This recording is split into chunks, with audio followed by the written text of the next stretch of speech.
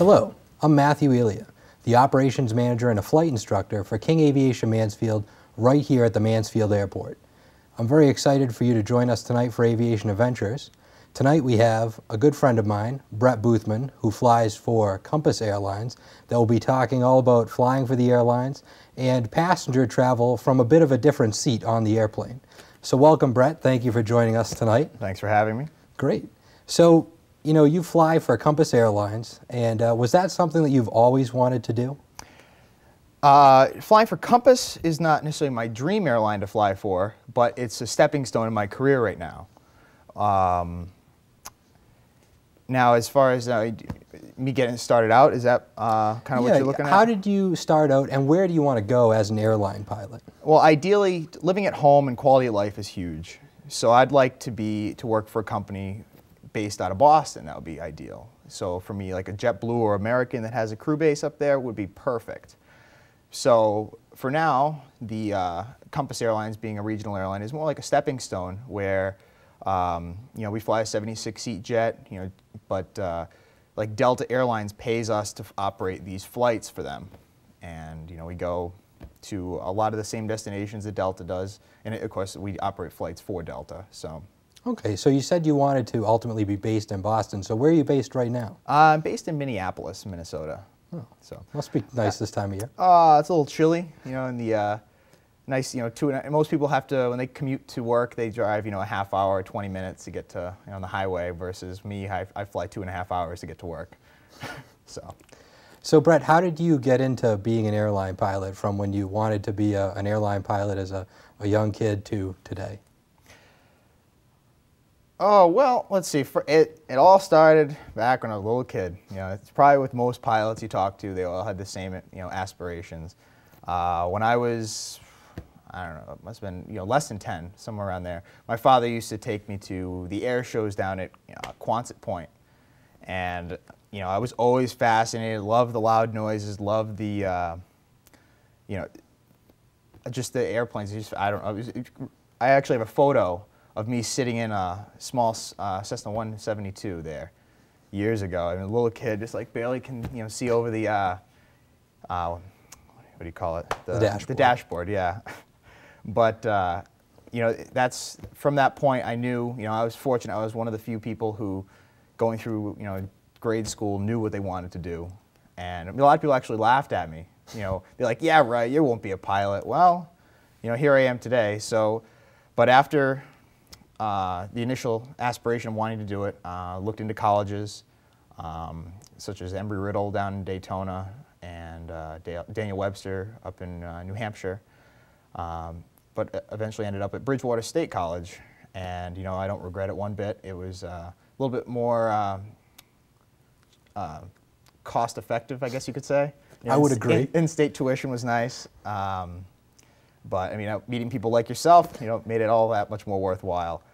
So I went to an ACE camp up at Daniel Webster actually right before high school ended, just to make sure that flying was actually something I wanted to do. Where we, you know, we got a total, I think of it was an hour and a half of flight time, but it was enough to just that little hour and a half. I mean, we went from Nashua, New Hampshire to Manchester, which of course is you know, an airport that airlines go in and out of. And that, I'll never forget, just seeing, you know, holding short of the runway and seeing, you know, US Airways and Southwest just taxiing and taking off. I was fascinated. I was like, this is what I want to do. Yeah. So from that point, started college there at Bridgewater. Went to the it was Delta Connection Academy they were affiliated with down there in New Bedford. Did all that training. Unfortunately, Delta pulled out after 2 years. That was, I think it was financial issues, so we had to go and get our ratings as at different flight schools in the area. But you know, the college still gave us all the credit for it. But you know, went through all my ratings: private, instrument, commercial, CFI, double I, and eventually got my multi as well, of course. And once I graduated Bridgewater, I ended up working for a company called Cape Air, which I was working for while I was in school, but I was working on the ramp, throwing bags, loading airplanes, taking care of passengers, up in Providence and up in Boston, actually in Hyannis, New Bedford.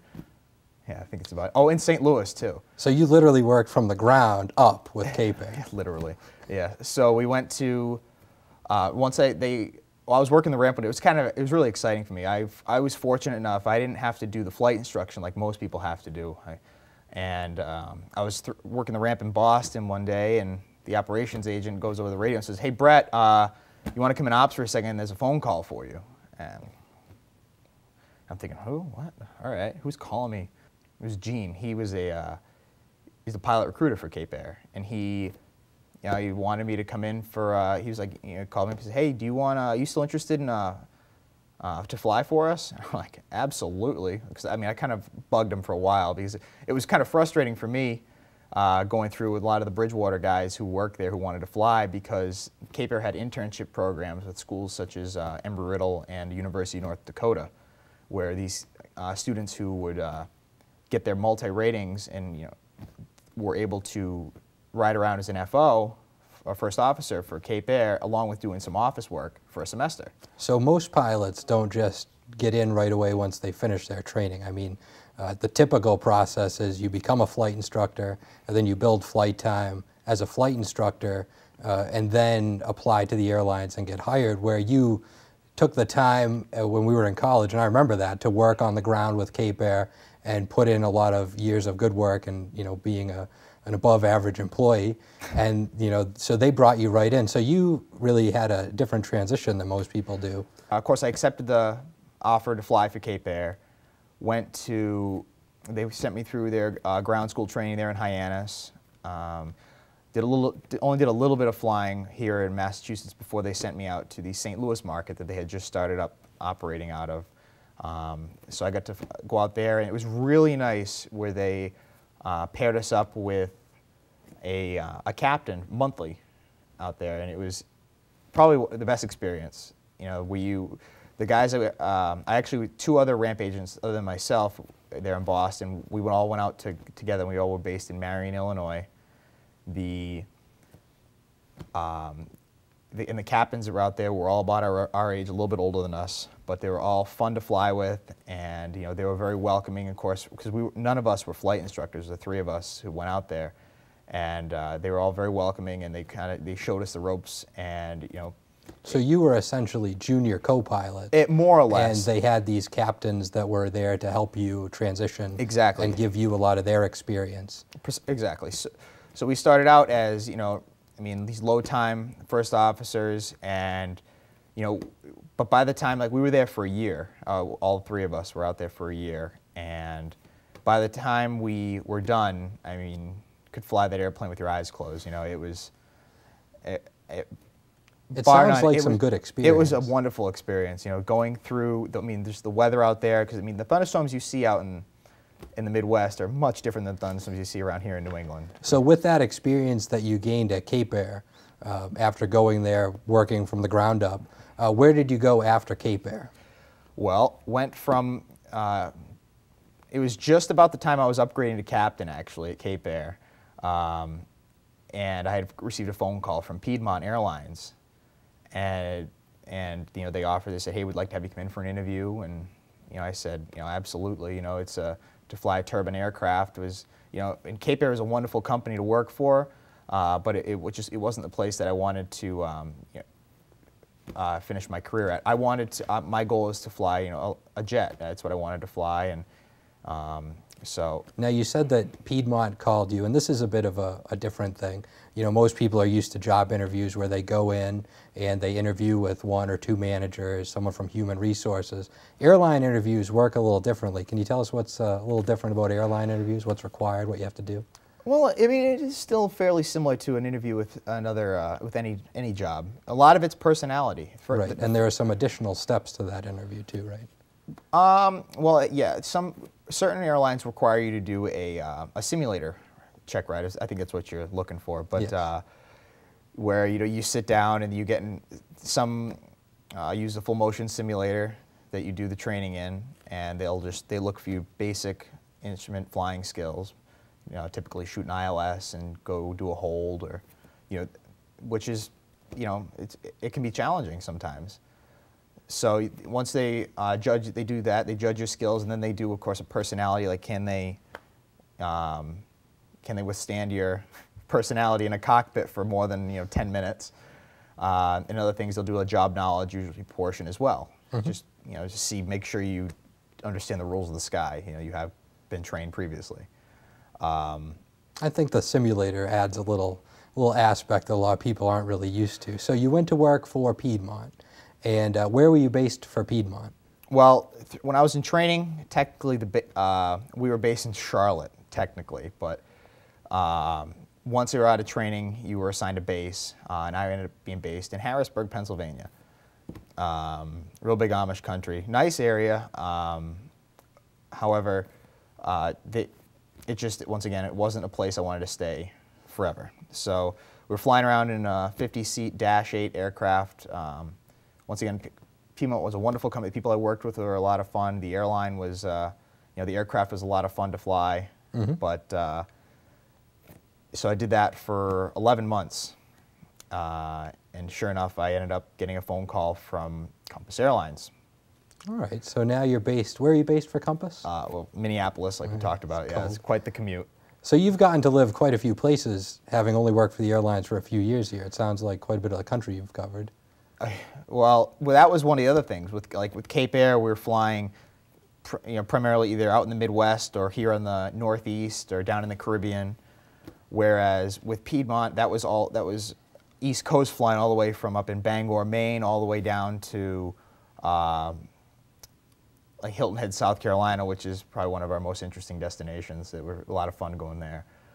But then, I wanted to see more of the country with flying, so I got, with Compass Airlines, they fly an even larger aircraft, 76-seat Embraer 175, and we are able to do routes as long as, I think our longest route might be LaGuardia, New York City, all the way to Houston, Texas, which is, between 3 and 4 hour flight. That's a pretty good sized flight. So, talking about covering different areas here, and as you've moved up in the airlines, up in aircraft, you've been able to go different places. You talked about Hilton Head is probably the most interesting. How do you know where to go when you take off in the airline jet? I think a lot of people might underestimate that. You get in a car, you get on the highway, and you follow the highway to where you want to go. I know that one of the main reasons that I wanted to start learning to fly when I was younger is because you can kind of go over here and see this and then go over there and see that. I mean, that's what I do in small planes. In the big planes, how do you know where to go? We don't.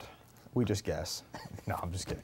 But no, you take off, and most airports will have what they call a departure procedure, where you might turn to a certain heading at a certain altitude, and then you'll have your first what they call fix, or navigation point that you're going to fly to initially. That'll be your first on your route of flight.